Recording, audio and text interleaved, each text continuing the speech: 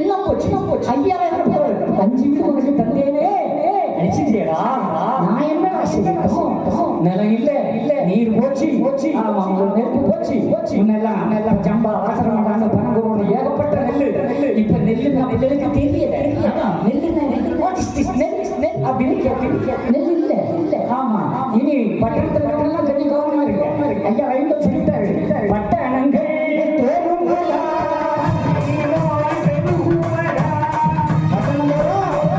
அரிசி கிடைக்காது. இப்ப 70 ரூபாய்க்கு சாதாரண 70 ரூபாய்க்கு தாண்டியாச்சு. இனி பட்டணத்துல அரிசி கிடைக்காதான்.